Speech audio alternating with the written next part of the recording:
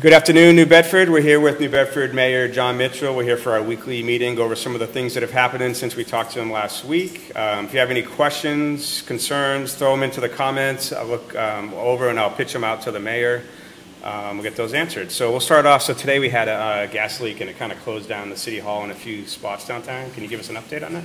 Yeah, I guess the punchline is everything is safe now, but it was a big gas leak. So I personally, I was out at a breakfast this morning and I came up on it a little bit late, but I got a text from City Hall that City Hall was being evacuated because of a gas leak. And I rolled up and the leak wasn't in the City Hall. It was actually out on the street on 6th Street, and you could see the geyser, for lack of a better term, extending about 15 feet in the air. It was pretty significant, just blowing dirt and dust up, and with a powerful smell of natural gas. So what had happened was there were some city crews that were working in that area, laying some conduit. There was a gas main. They hit a gas main that was shallower than gas mains ordinarily are in the ground, and it wasn't clearly marked. And these things can happen, but the city crews, the guys in DPI got Eversource involved quickly. The police reacted quickly. The fire department, emergency management, everybody reacted very quickly. We've got people out of about 6 or 7 buildings around the downtown. And so it worked out pretty well. They clamped it up, and literally clamped it up. They have this clamp, this hydraulic clamp that they put right down on the thing, and it stopped it right there on the spot. And we were able to get people back into City Hall. But it was a significant leak. People were hustling. The folks at Eversource were running to the scene with a real sense of urgency, because I think they understood that it could have been something much worse than just an evacuation. So I want to thank all of them for working hard, doing their job the right way, and they're still working on it right now to get the street open, but everybody's back at work. Yeah, I think it was pretty quick. The alert came out, and about an hour later, it was kind of people moving back into the City Hall and other stuff. So yeah, people were out for about an hour and 15 minutes, roughly. So this week, obviously this year, legalized recreational marijuana has hit this year. Yep. Give people an update. So tonight, no, it's not tonight, Thursday night, the City Council will vote on the wording of the ordinance. It's already kind of approved the 3% sales tax. Right. So 3%, so it's a 20% total tax across the state. People don't know the numbers. 6.25% sales tax in Massachusetts. They had another 10.75%. So the state actually charges 17% tax. The city added up to 3%, and we went to full 3%. That's what the state legislature does to cities, right? Yeah. Of this 20, we'll take 17. You can have 3, right? But yeah, so we adopted the 3% sales tax, which is the maximum that we can adopt. Every community in the state's doing the same thing. So you have the wording for it. Is it going to be set where the money's going to go to? No, it'll go into the city's general fund, like most of the other revenue the city gets, property taxes, excise tax, everything, that it'll go into the city's general fund. Do you know, are there going to be expected costs, obviously, with recreational marijuana that you can expect they're going to have to take out of this? Yeah, I think so. I mean, there'll be certainly some costs in terms of the permitting activity around any place that might open, which would include time spent by folks in our planning department, as well as in our legal department.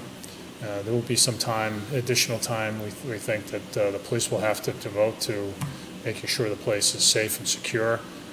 We hope that there isn't a surge in use that will lead to the need to have more police attention and more police activity. But the state has never been through this before, so we have to be mindful of the possibility that there may be more crime related to these facilities than if they didn't exist. So there may be some additional police expenses as well. So I have an article I'm going to put out this week, which is everything you need to know about recreational marijuana sales in New Bedford. what a lot of people don't understand is that, so there is a moratorium right now, but there is no recreational sales anyways going on. So there's a moratorium until the zoning is completed, or end of September. There's a moratorium on sales, not on use. I mean, it is legal now to smoke marijuana in your house, for instance. You can do that. We've heard from a number of folks who, I think, confuse the moratorium as a prohibition on marijuana use. It's not that. It is a temporary prohibition on the operating of a marijuana dispensary for recreational purposes.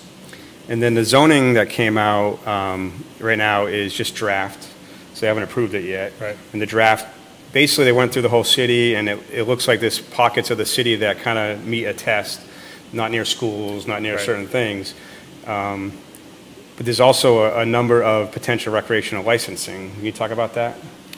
Yeah, so we have, my administration, and including a number of our department heads and the city council, have been going back and forth very constructively over the last few months about how to zone for these businesses once they set up. And the approach is consistent with what we've been discussing for the better part of the last year now, which is they should go in places that are not too close to where people live, not close to schools, not close to churches, not close to daycare centers, for instance. And so that's what's been proposed, and what the city council is analyzing right now is just that, which will so it will allow for dispensaries to open in places that have other businesses open right now, and I think we're getting down to the short strokes in terms of where exactly these things will be permitted, and so I think by the end of the summer we'll have something in place. Now the recreational licensing is supposed to be a percentage of liquor licenses, right? And I think the number was somewhere near 10. Marijuana, potentially? Yeah, there's a floor on the number of licenses, which is we can't set a floor below 20% of the total number of liquor licenses that are out there, not bar licenses, but store liquor licenses. And it's like 40 something, I think, so it turns out to be maybe 8 to 10 potential recreational. I think it turned out to be 8 to 10. Yeah. Now whether that works out practically, who knows? I expect that we'll see some dispensaries in the city. Again, my concern isn't so much as having them. I think that's the voters decided on that, but it's a matter of where they go. They should be cited appropriately. Yeah, so it's important to note that right now the city has a host city agreement recently signed that's going to actually for production. Right. We don't have anyone selling legally through a store as far as like alcohol sales through a store. Well, we have a host community agreement with a company called Beacon, which will do a medical marijuana dispensary on Hathaway Road right by Captain Frank's. So that's the only other one that we have in place. We have two. Both of them are awaiting word from the State Department of Public Health on their license application. Okay, so so potentially right now you have potentially 3 total or 2? Well, we know there are 2 in the pipeline now. Okay. There may be others that wish to open up. We've certainly had a number of inquiries from people who want to get into this business, and what we've told them is, we will we'll certainly talk to you, and but understand that there's a moratorium in place now, and the city's working hard to come up with a set of rules that make sure that our neighborhoods are protected, and then once those rules are in place, we'll take it from there. So I know a big part of the moratorium was we're waiting for the state to come up with their rules. So that's why I think the moratorium says it's till the end of September or till the zoning is complete. So is the zoning waiting for still rules at Beacon Hill, or has it still all been finalized? I think a lot of what we needed from the state has happened already. The state will issue still more regulations at some point, but I think we know what we need to know now to move forward with zoning regulations. Okay, so enough about marijuana. We'll talk about the airport. So the airport's, it's evolved since you've taken office, getting a little bit bigger, doing some longer flights out there. And you just announced this week a strategic plan for New Bedford Airport, and it looks like there's a committee of pretty well-known people that are going to be on there and talking about it. Where do you see the airport 10 years from now? What do you think it's going to look like compared to today? Yeah, great question. Well, so part of the answer to that is I want to know what we should be doing, because we put together a committee of business leaders in the region who I think will come up, we'll be able to guide the strategic planning process to a good place. But, you know, we're going through this process because I think there is a great deal of potential for our airport. I think we could do more commercial flights. We just started doing that. We just got FAA approval under what's called Rule 139 to support commercial aviation. I think there's probably some room for freight there as well. I mean, just think about all the, you know, so-called just-in-time deliveries that a lot of our fish processors deliver. You know, if you go into any well-heeled seafood restaurant in New York or Chicago or some other major city, and they're serving scallops, in all likelihood those scallops have come from New Bedford. You know, if we can get even small freight out of our airport to deliver on that, it will make our fishing businesses more competitive, and it will support the airport. That can happen. I think there's more room for general aviation over there, which is, you know, essentially people who own their planes or rent planes and do what more or less is what's been happening over there for a long time. I also think there's more room for corporate aviation, corporate aircraft to be stored there and to fly in there. So there's a lot of stuff that can happen, but more generally, you know, cities that compete well, cities that thrive in the long run are able, among other things, to connect people to other places, and that's why I think having an airport is essential for the city's long-term viability. If you think about it, where we're situated geographically, like, you know, the city, you know, if you were to take a flight to, you know, Washington or Chicago, you'd have to go to, you know, to Boston or to Green Airport over in Warwick. Neither of which are short drives. I mean, going over to Warwick, as the crow flies, not a long distance, but you've got to drive through Providence and go down 95. So, you know, that's a 45-minute drive. And forget Logan Airport and on the other side of Boston. So we think that there's a catchment area, at least I suspect there is, around southeastern Mass, south of Boston, and all along Cape Cod. The Hyannis is a slightly busier airport than us in the summertime, but it isn't that active of an airport in the winter. So I think there's room for us to play in there. Yeah, I think a lot of people know, besides flights and storage of planes, people don't know there's two major things that go on there. Obviously, Airport Grill, great place to go eat, but two, Bridgewater State University does flight school out of there. They do. People don't know that. Everyone I ask, they don't really know that you're there. So you can actually learn how to fly right here out of New Bedford. Yeah, you can, and that's a great program. We're glad to continue to have that. And so, you know, it's all of a piece, and we really would like to see all of it grow. I think there's a lot of potential. The thing is, it's not just the geographic advantage; it's just the ease of access. I mean, think about it. You can get right off the highway and pull up in a parking space in front of the airport and go right to your gate, and you can't really do that in a major city airport. So it's, you know, for convenience sake, if nothing else, it's a very appealing place. So we'll take some questions here. Cypress has a comment. Big topic lately is immigration. Mm-hmm. So she says, while we're getting more immigrants coming in, we need more affordable housing for people from here.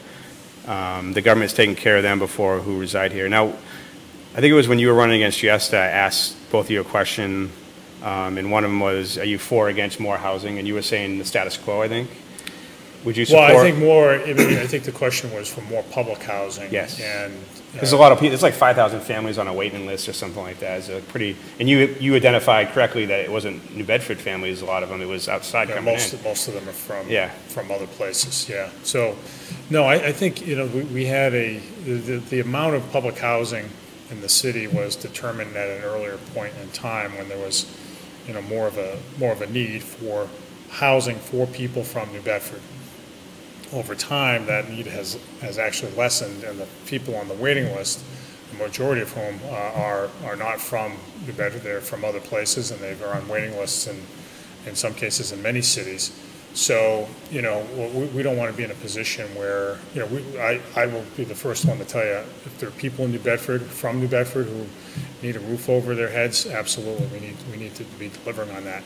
well, it's not a good position for us to be in to be, you know, the solution to other people's housing issues, right? They need, wherever they're from, you know, this country, other country, wherever.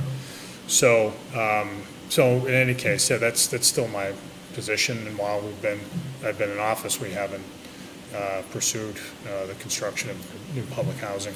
Because unlike a lot of the gateway cities and other cities comparable like Brockton and Fall River, New Bedford's actually grown in population. I think Fall River lost a few thousand people in the last census. We've actually added. I think we're up to 95 on the books. Obviously, it's over 100,000 most likely. Yeah, I think it's most likely. Yeah, I know, and people, you know, the housing market here is creeping up, which is good. It's firming up. The vacancies are significantly down from where they were a few years ago. There's new construction going on in the north end. There aren't a lot of other spaces to build out in the city, and they're getting filled up.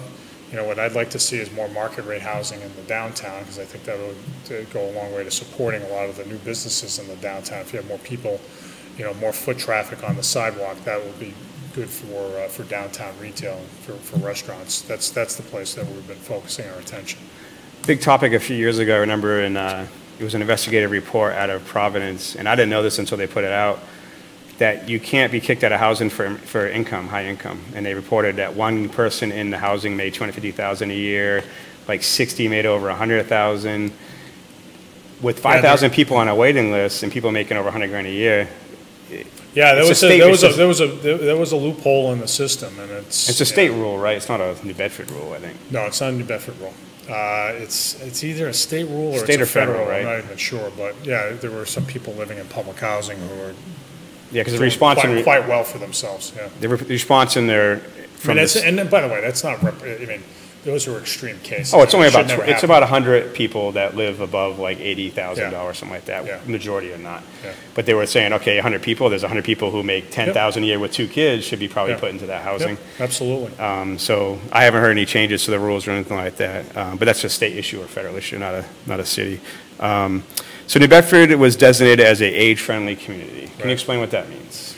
Well, so that was a designation that came from the from AARP, the American Association of Retired Persons, which is, you know, it's like the largest. It's like the largest association out there of any kind.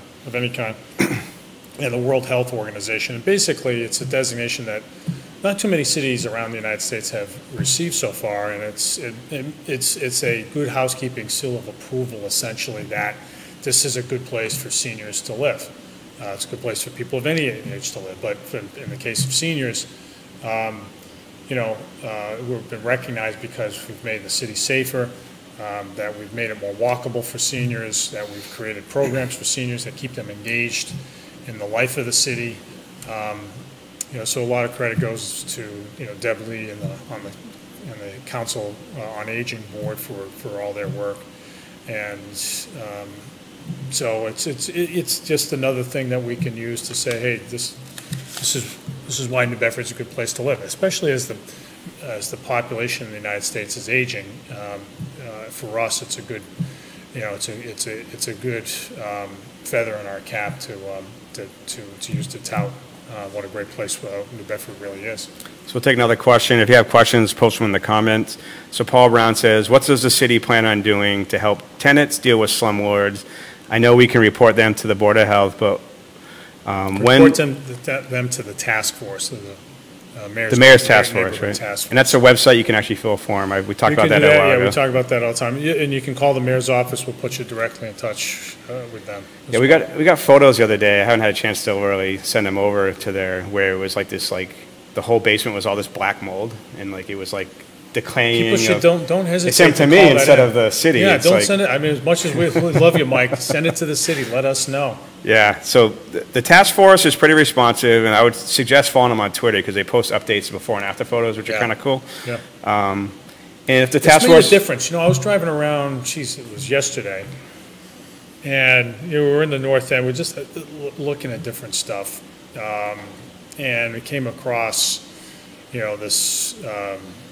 You know, it was a trash day in Ward 2 yesterday, Tuesdays, and there was this garbage barrel that was spilling over, so we took a picture and sent it to the task force. But, you know, it was with Christina Connolly, the city's chief operating officer. I said, you know, 3 or 4 years ago, you'd see scenes like this all the time. We drove around for a good half hour and saw only that one, you know, and you know, that landlord will be held accountable. But, you know, our efforts are working. The city is cleaner now, and we have a number of things that we're doing in the next year that's going to make the city cleaner still. I mean, I just think that we have to, you know, in the case of tenants and landlords, we have to do right by our neighborhoods and make sure that the code's enforced. But, you know, more generally, I just think as a city, we have to try harder than other places to make the place, you know, clean and neat. We're not perfect, but I'll put us up against any other city in the Northeast in terms of cleanliness. End of the day, sir, the responsibility, in my view, of the citizen, not the government. You have Operation Clean Sweep you can volunteer. You can adopt your own little block. Oh, without a doubt. Keep your own street clean. But what we're seeing as things have gotten cleaner is that there are more people who feel like, yeah, I got to pick up a little bit in front of my house. There isn't enough of that going on, but we're starting to see more of it. More people sort of just picking up around their house, not waiting for, you know, for somebody to tell them to do it. So we're trying to cultivate that responsibility, that sense of responsibility, and it's working. A long way to go. We have to continue to encourage, but I'm happy with that we're making progress. So we get a lot of complaints on social media, but we have a good one. Jeremiah Cost says, I don't have a question. Just want to say thank you, Mayor. You're doing a great job. Keep the city great. Keep up the great work. Thank you. Let's see here. So we'll go another question here. So budget, city council kind of didn't cut too much. I think it was less than $100,000. Are you happy with the budget, or could it be improved? I'm happy with the process. I think we had a very constructive process with the city council. We certainly had a number of discussions leading up to the budget hearings. We had lots of budget hearings. We pushed out as much information as possible to them. And I think it worked pretty well. There's definitely been a change of tone on the council. There have been some new councilors who've come in who really have, you know, done their homework, and you know, people like, and I don't mean to single them out, but, you know, Brad Markey and Scott Lima have done a great job doing their homework and getting up to speed as new councilors on matters. And you know, just to lay a quick groundwork, people might not understand, the budget is almost $400 million, and most of it is non-discretionary. Right. So, so if we break off the enterprise accounts, right? So these are the things that are not paid for directly by tax dollars. So those include the airport, the downtown parking fund, which is funded by meter and garage receipts. The most popular people in the city, the meter maids, right? They help. No, the tickets go into the general fund, but so it's a little separate. But and then water and wastewater, which are paid for on people's water bills. If you take that out of the budget, what's left is the general fund budget, and of that, roughly 80% is already spoken for, roughly 75%. So, yeah, we can't repeat that enough. So. But I think by and large what the city council did was really responsible. They went through it with a fine-toothed comb, and what I presented them was not a fat budget. It is as lean as it gets. You know, the city's facing pressures in, you know, retiree costs, pensions, and health care, and charter schools, and that's what's really driving you know, the increased budget. So I thought I heard someone was trying to cut the head of departments and Parks and Recreation in the budget. Is that an important role in the city? Yeah. I mean, there are certain city councils who put in cuts that are. That's one thing I've been told by a lot of people, is to go look at some of the cuts that didn't make it in, but we're fighting for, and it kind of exposes a little bit of what some of the people are trying to do to the budget. But I don't want to go any names, so I verify exactly. That's just what I heard. That Department of Parks and Recs was actually on the chopping block, but didn't make it through. Sometimes you have city councilors who, you know, who have a bone to pick with a particular department head, and they'll express that during budget time. But look, I think by and large the process worked really well, and I think, you know, what the public should expect from its elected leaders when it comes to fiscal matters is responsibility. We put together, the administration put together a very lean budget. You know, there's certain costs that are largely out of our control that, you know, we try to do whatever we can to contain. but they are what they are. And the city council's job is to go through it and to do their homework and look at and ask questions and really, home in on the rationale for any spending item, and they did that. And so, I wouldn't focus too much on what's, how much or what percentage of the budget was cut. It's, the question that people should be asking is, did they do their job? Did they scrutinize every penny spent? And I think the answer to that's yes. So John Gonzalez, rolling back to the marijuana issue, do you think there'll be less crime in the city due to lessening operations of black market sales? So you're saying I think it's hard to know. I hope so. I hope so. It's unclear.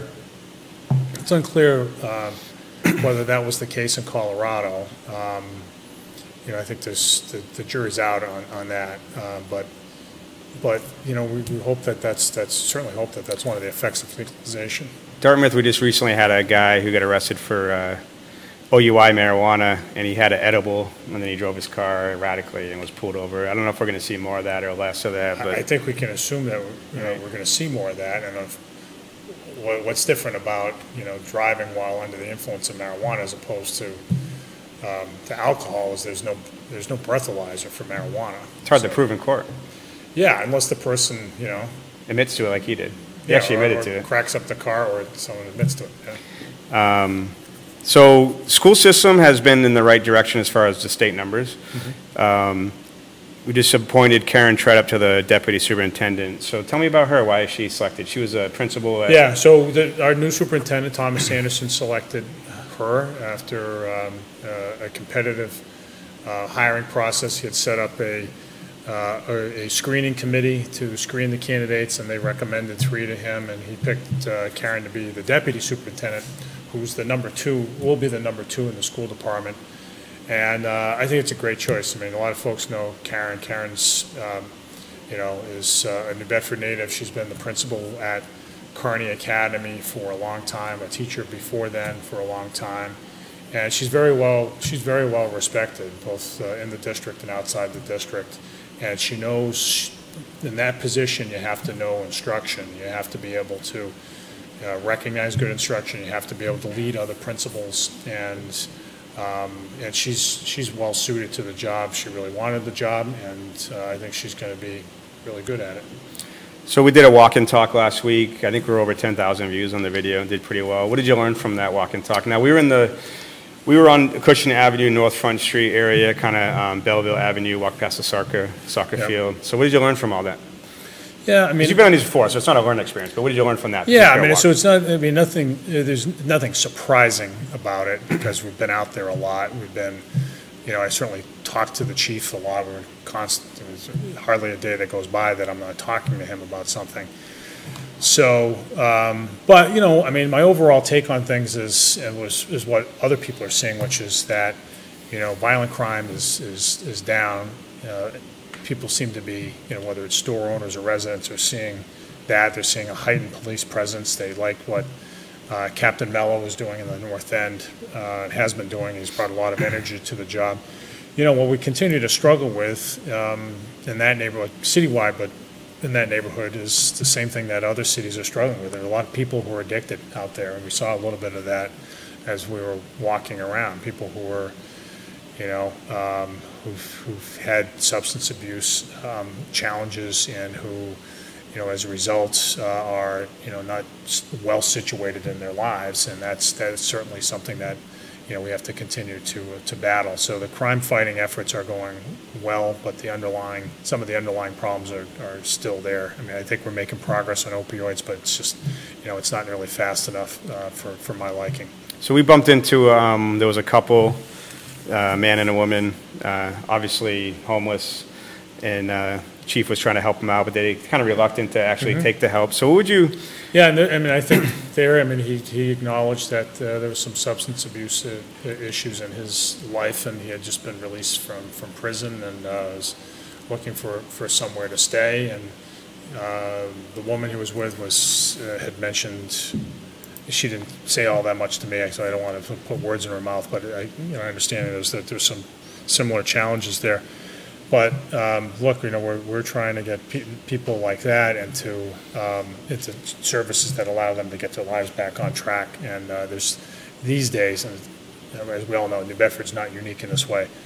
But there are lots of folks who are, who are experiencing those challenges. So, final question I would ask, just based on that. If people know, a lot of times people who are in the homeless or addiction situation don't seek the help, but if you know someone that is homeless or addicted, who would you recommend they do? Call the Homeless Service Providers Network. There's a website, and the provider network is comprised of both city agencies as well as nonprofit agencies and others in the medical community.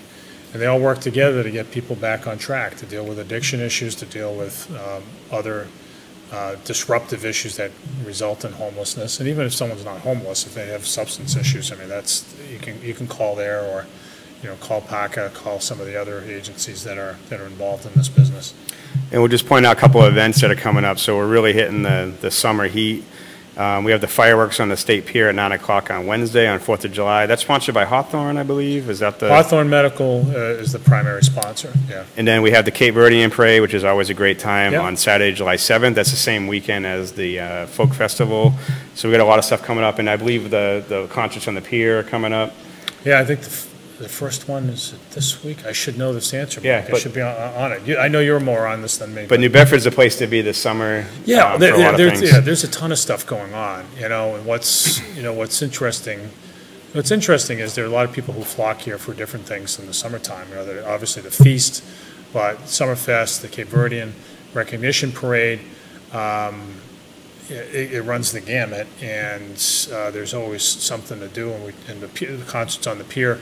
So we're trying to, this is part of our effort. Some of these are existing, by the way, some existing festivals, but some that we've cultivated along the way. But what it results in is a lot of people coming into the city in the summertime. The advantage New Bedford has, in part, is that it's a city that has, in the summertime, lots of festivals and restaurants and whatnot, and the connection to the water. But it's also a place where people can, have lots of beach options as well. So we're offering a combination of amenities that aren't available in too many other places when you think about it.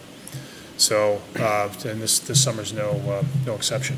Yeah, in Queensryche, I'm sure one of your favorite bands from the 80s will be playing at the Feast this year. So we're 7 weeks away from the Feast. I'm going to get a wig for the event, Mike. Yep. All right, so that's it for this week. If you got any questions, you can post them in there. We'll ask them next week with Mayor John Mitchell. Thanks for your time. Thanks, Mayor. Mike.